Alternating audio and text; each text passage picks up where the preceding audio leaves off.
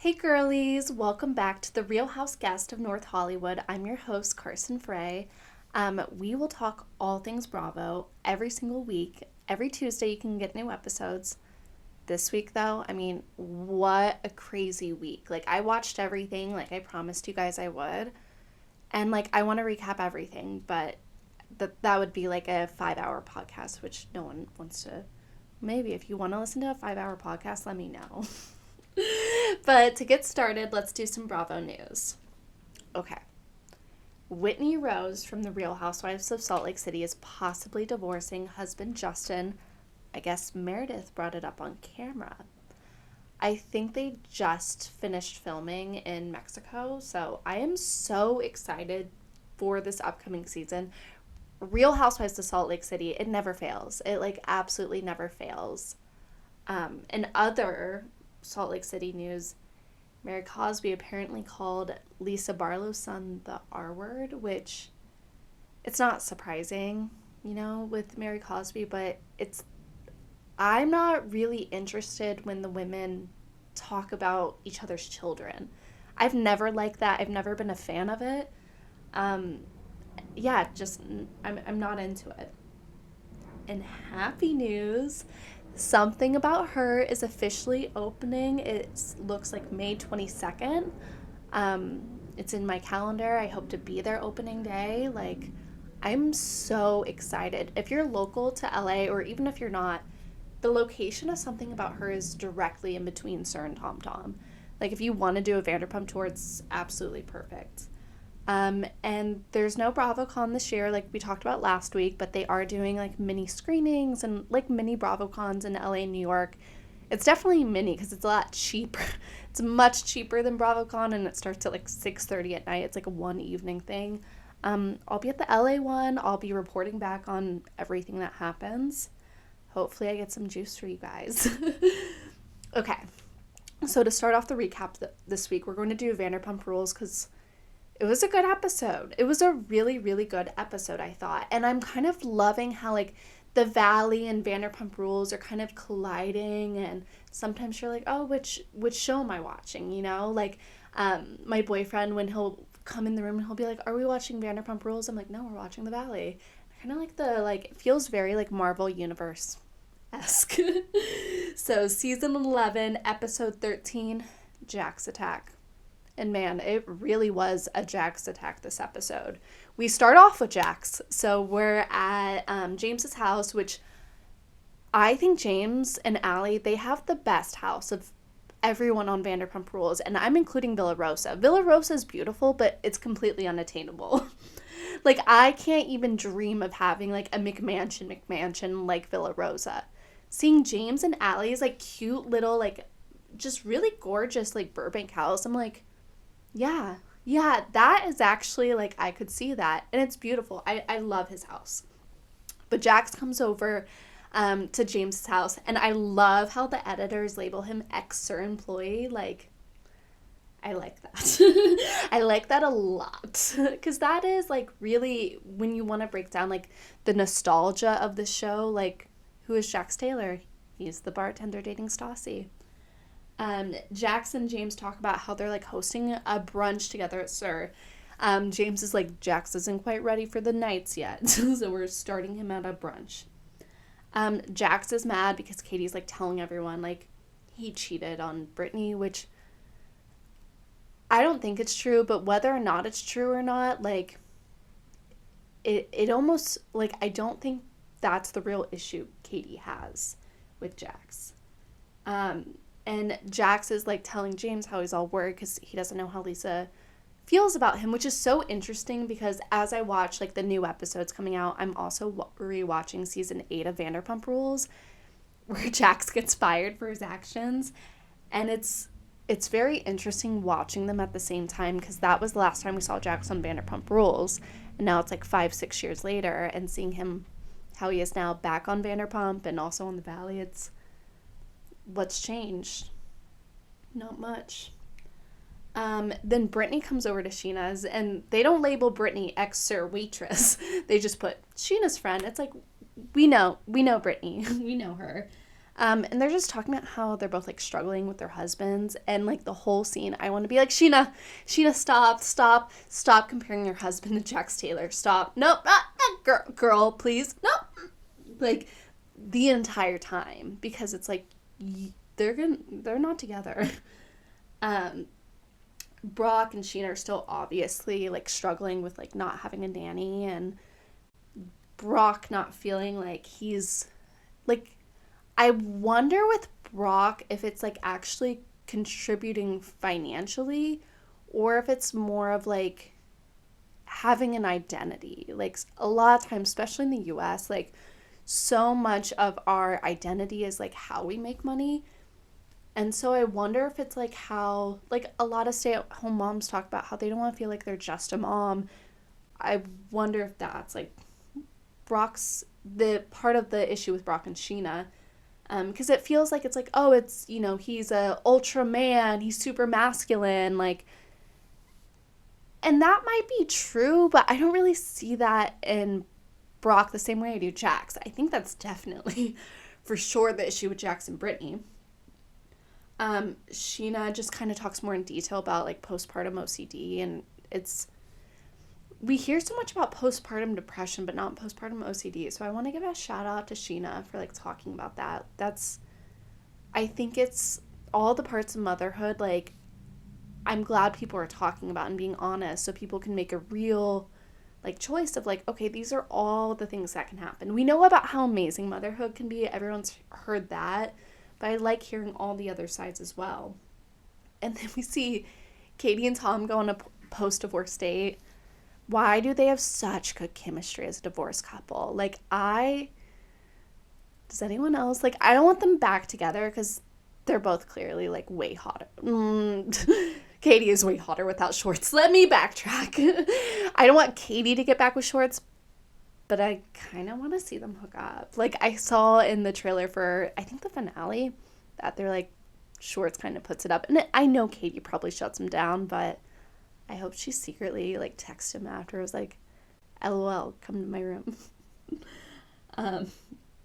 Oh, and then seeing Brock cry, like, talking about his kids and how, like, you know, he's not proud. Like, it just, like, it really made me cry. Like, humans are so imperfect and they make mistakes, and that's why we watch the show, is to see those moments where it's like, wow, I fucked up. Like, I fucked up big. And then when Schwartz goes to pick Sandoval up in his car, they look their age.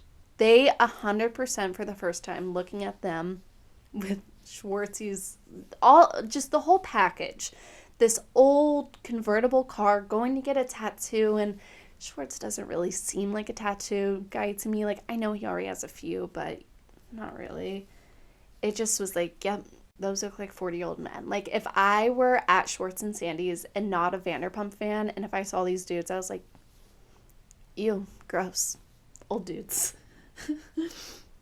And then Allie and James go to Face Gym and basically talk about how Allie has a wedding and James doesn't want to go. And look, I have 3 cats. They are my babies. I also don't trust anyone else with my animals. Like, even my roommates, who, they're also their babies. We are a co-parenting cat household. I also, like, somewhat, when I'm out of town, I'm like, are you doing it right? Do you know what you're doing? That's my baby. Are you giving them, 10 kisses an hour and, like, letting them know they're the prettiest cat that's ever existed? If not, you're doing a bad job. So I understand James being like, no one else can take care of my cats. I mean, no one else can take care of Hippie's dog, which is a little bit more, I will admit, than taking care of a cat. I also think James just doesn't want to go to the wedding. And that's fine. Like, I get it. Like, I don't want to go to every wedding I'm invited to, especially if it's, like, my partner's friends, not my friends. But, James, get a dog sitter. Allie does everything for you. Everything. Just get a dog sitter. Hippie will be okay. And then we see Ariana FaceTiming her new man. He seems really nice, but I'm just a little suspect. I guess we have to wait and see. Like, yeah, we just have to wait and see. And then we all come to Sir. They're getting ready for brunch. Lisa's still mad. That woman, like, she kind of reminds me of, like, my mom in the sense I'm like, that woman can hold a grudge. Yeah. Jax, though, when he walks into the Sir, like, entrance, that man always looks like a Disney villain. Like, if you really look at him, something about his chin and his eyes and his eyebrows and the fact that there are always, like, veins popping out of his face. Like, he looks like a Disney, like, rat. And I love, like, Jax not knowing what superfluous means. Like, I love that. Even though he definitely said that and was totally talking shit, but Jax talks a lot of shit, but what he was saying was not bullshit. He's not a liar. Like, Lisa, like, I love you on the show, but we all know it's not natural anymore. And that's all they were saying. It's not a diss on you. I don't think Lisa, though, is able to take, like, criticism in that way, especially from Jax. The day they were actually filming this at Sir, I just happened to be at Tom Tom for brunch, and I saw them filming and going in, you know, there were lines out the door of Sir all day. It was so crazy. Like, I was like, oh, maybe I'll just, like, pop in once I realized they were filming, and I was like, oh, no, not happening, like, at capacity. There were lines, like, down in WeHo. Jax saying he doesn't like to gossip when, like, literally his fame and identity is based on gossip. Like, did anyone notice, though, when Jax walked up to the table and, like, Katie and Ariana were sitting there, Ariana took a napkin and, like, put it over herself. I'm like, I've been there, like, not wanting certain men to see you, like, you just want to go, don't look at me. Then they're all kind of, like, talking and mingling, and Schwartz and Ariana talk, and, like, I am loving Ariana's vibe in this scene. I know everyone's like, why is she so angry? At the beginning of the season, it was right after Scandival happened. So I think now where we're seeing her, like, less, like, she doesn't care as much. She's a lot more calmer. And Schwartz tells Ariana, she's like, he's like, I might move into your house. And she just laughs. Because it's ridiculous. It is so... Imagine, like, you're one of Schwartz or Sandoval's, like, 22-year-old girlfriends, and they're, like, owning a home together and businesses, and how could you ever feel like, oh, this man is one day going to put me first, when he literally owns this very expensive home in Valley Village, you know? Later, though, we did see James crying to everyone because they're like, come on, why won't you, like, let them get a dog sitter? And he starts crying, and I'm like, okay, I get it. And I kind of take back what he said. I still think, though, James just didn't want to go to the wedding. He just didn't want to go to the wedding, and I get it. I do think Katie is coming for Jax. Do I think she cares if Jax really cheated on Brittany? No. Katie's still mad, and she said this in the after show, not specifically, but she's mad about what happened with Stassi. And I think if you want to go back to season 1 and the nostalgia, Jax the Sir bartender and his girlfriend Stassi, who's her best friend Katie. And I think in the long run of the show, him and Brittany not going to the wedding for Stassi and Beau, it really forever, like, it just ended things for them. Which is so sad because, like, what if that didn't happen? Like, what if Jackson, Brittany, and Stassi and Beau were all friends? Like, do you think she might be on the Valley?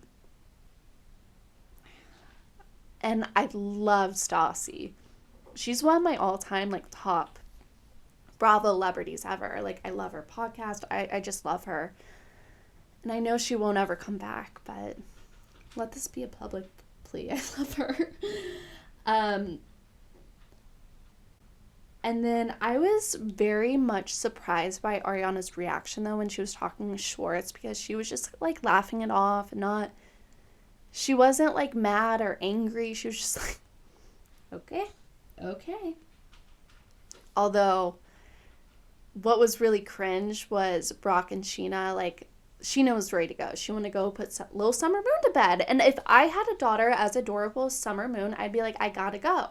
I need to read her bedtime story and tell her I love her. That's totally normal. And, like, Brock didn't really want to leave. And the thing from Brock's point of view, he's, like, with Summer Moon all day. And, like, sounds like he's a primary caregiver. So maybe this is, like, adult time he really needs. But them fighting in front of everyone is so cringe. It is so cringe. And I do overall think Sheena and Brock are a decent couple for VPR. They're a decent Bravo couple. But I wasn't a fan of, like, how they were yelling. So, but they're really, Sheena's just like, I gotta go. And then Tom Sandoval, he really, like, they're talking about the songs, and then Sandoval, he just loves yelling at women. That's really what it is. And then Sheena's, like, done. She's, like, trying to check out the conversation. And then he just jabs. There was a jab, and it's like, hey, you were another woman too, you know, referring to her affair when she was 21. And it's not the same thing. And the biggest difference is Sheena claims, and I believe Sheena on this, she believed this man was separated from Brandy. Raquel knew. And it's just completely different. But Tom Sandoval will never, he's just going to look for any way to poke and, like, be defensive. But wow. Great episode of VPR. I'm very excited for, like, the finale with Kyle Chan. Yeah, we're huge Kyle Chan fans around here. I think I listened to him on Kristen's podcast, and I'm just like, one thing I like about Kyle Chan that I don't think a lot of people know is he, like, not dismisses, but is very, like, doesn't stand for Sandoval, but also is like, you don't have to be a dick. You don't have to tell your friends to kill themselves in order to say, I don't like your actions. And I really like how he phrased it, because, yeah, we can be critical without being, like, mean. Okay, so on the Valley, though, episode 6, season 1, congrats on your hair loss.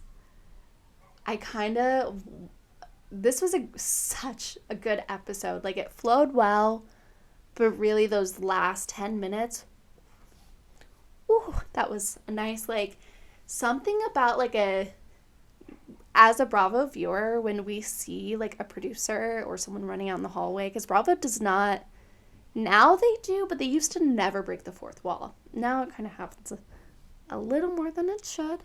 But over on VPR, they're pretty good about it. So, I mean, the Valley, we're talking about the Valley, not VPR. That's what I'm saying about, like, the worlds crossing over. It's like, what show am I watching? In the best way. Alex Baskin, I love that. Okay, so we open up with Luke and Kristen talking about how he feels like he doesn't really have, like, space in her apartment.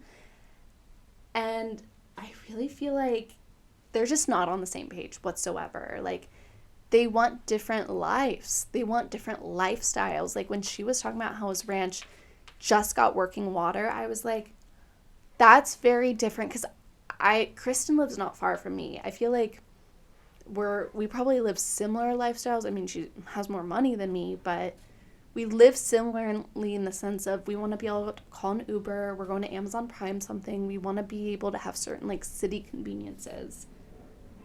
Jax, though, in his fucking golf cart, I think he has 4 different golf carts. And it's really true. I cannot wait till the day I see him actually driving that golf cart around the Valley. But I've seen it parked outside of his bar, and I've seen, like, multiple different ones. Like, I've seen a red one, I've seen a black one. It's just, like, so old manny. So he meets up with Jasmine for a drink, and they're talking about his relationship, and I don't think Jasmine and Jax ever just like get a drink casually. Like, I don't think that's their friendship. It gives the same energy as like when Lala and Joe like went out, or like Lala and Schwartz. It's like, it's a little overproduced, but Jax said his love language with Brittany was his face between her legs. I just can't get that image out of my head. And it's like, God. Okay, so when Jax made that comment about wanting to fuck Brittany in the bathroom, I was like, Jax must have like a thing for like public bathroom sex, because word on the street is that he fucked his publicist in the bathroom in Canada last week.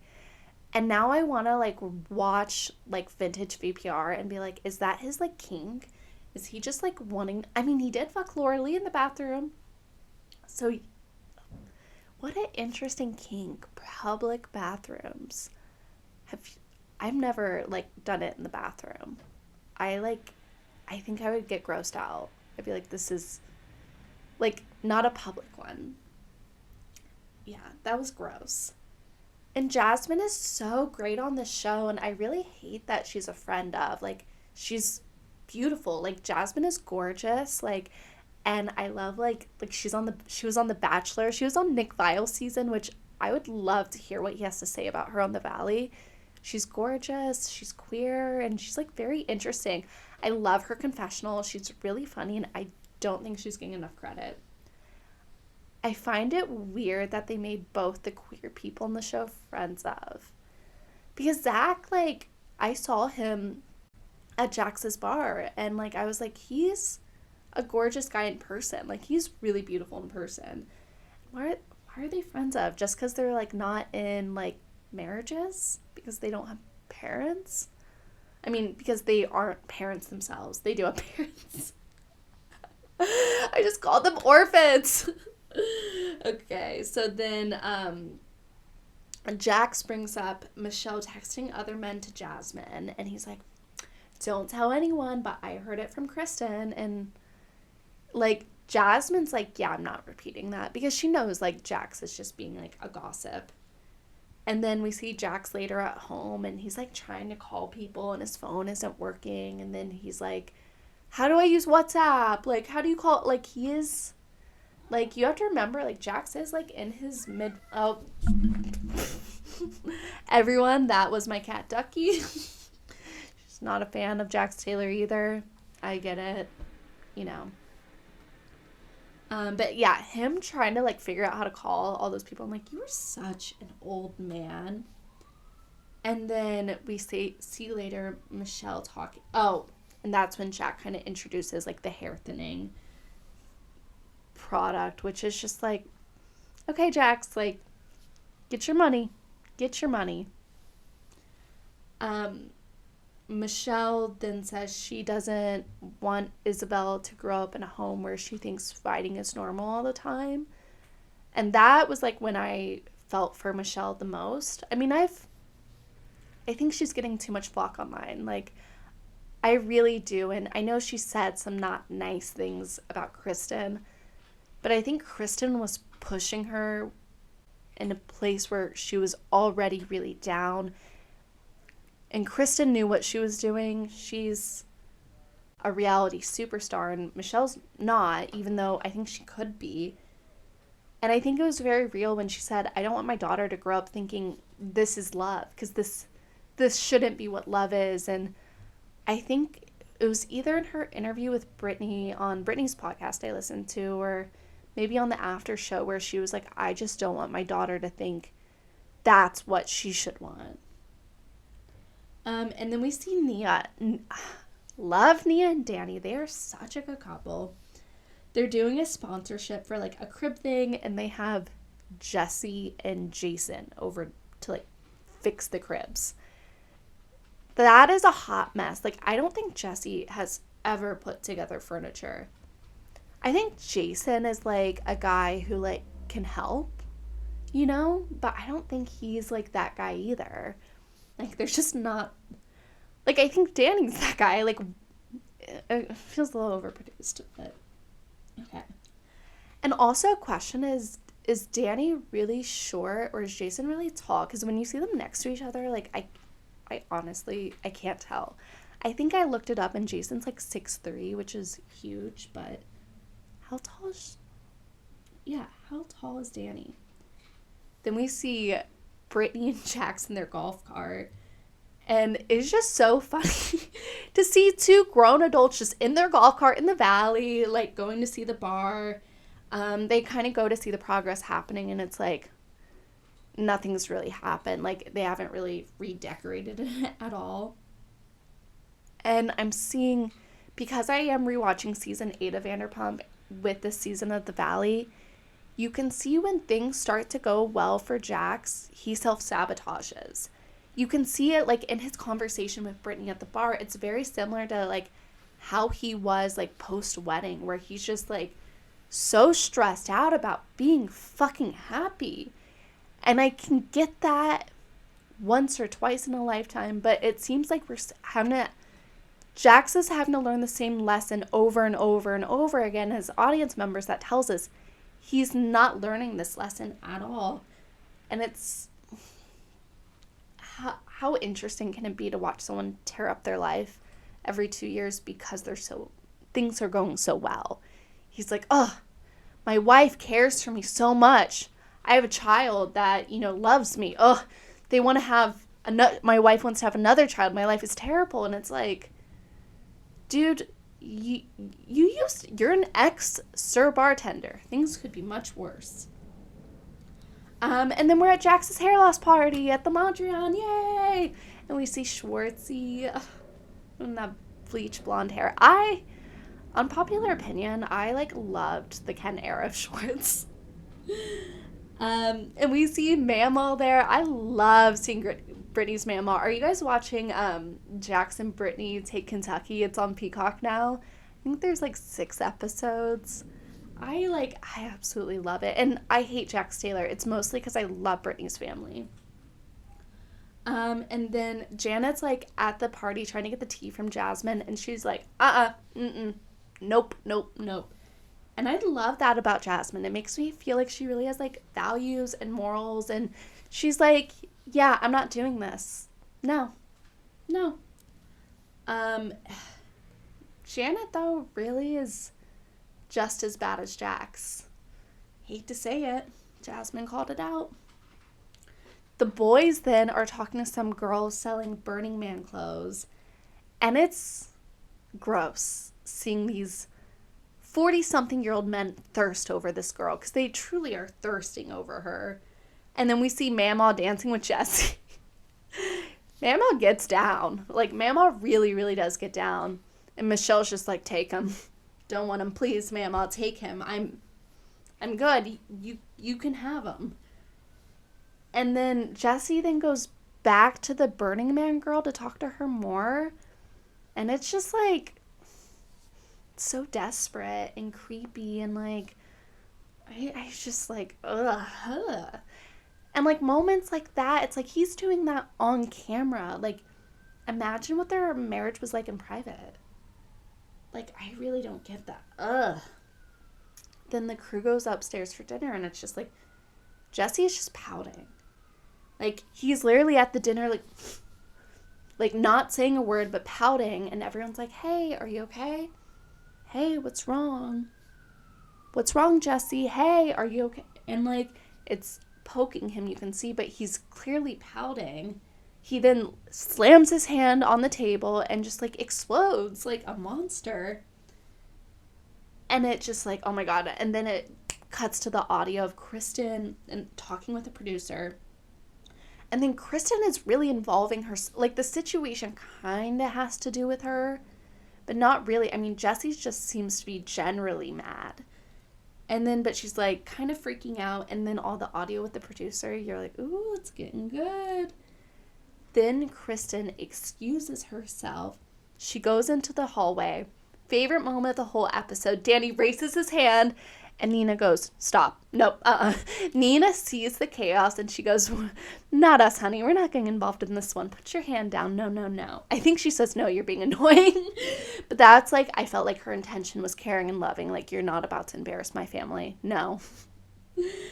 And then Jesse, like, starts to look at Michelle with this, like truly evil look in his eye. And then he goes and joins Kristen in the hallway. And then Kristen's, like, in the hallway, like, fighting with producers. And then Jesse starts, like, fighting with her. And then the producers are getting involved. So then Luke hears all the craziness in the hallway. And he's like, I'm getting involved to, like, kind of defend Kristen.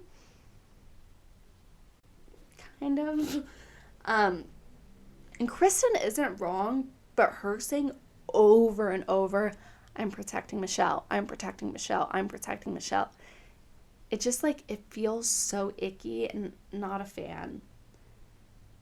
Michelle, though, in the middle of the craziness, her nipple's just out. It is just out. She's like, nipple out, which, like, free the nipple. Free it. Which is funny because on season 8 right now on Vanderpump, they're all making fun of Dana for not wearing a bra. Dana's just, like, ahead of the times because I barely wear a bra. Who wears bras these days? And then Luke is, like, yelling at Jesse, like, talk to your wife, talk to your wife, talk to your wife.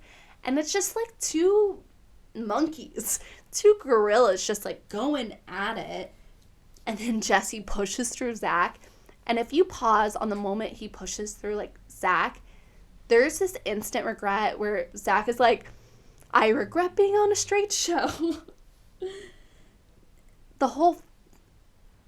I had to rewatch the scene, like, multiple times just because the whole physical violence, it just, like, wait, how did it happen? That's how it really felt. And, like, I imagine in real time it was just, like, all at once insanity. But it really ended with Kristen saying Michelle had a boyfriend, which, if she did while she was married, I get why. Wow, it was such great episodes of VPR and both the Valley. Summer House was crazy though this week too. Like I said, you guys, I'm not going to do a full recap.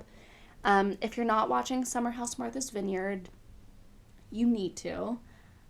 Next episode, I think they're bringing all their, like, relationships in, which I'm so excited to see. But Jasmine announced this week finally, like, to everyone in the house about her pregnancy. Has since given birth, so congrats again, Jasmine. And also, they got greenlit for a reunion, so congrats, Summer House Martha's Vineyard. We love you all so much. And then on Summer House OG Hamptons, woo, what a crazy week. And I know I was, like, talking a lot of shit about Lindsay last week. I might be on Lindsay's side. I don't know. It's looking that way. Definitely not on Danielle's side, though. That's for sure. Well, guys, what a fun episode. Thank you so much. You can get new episodes every Tuesday starting in May on Spotify, YouTube. You can follow us on Instagram, The Real House Guest of NoHo, and also on TikTok. Bye!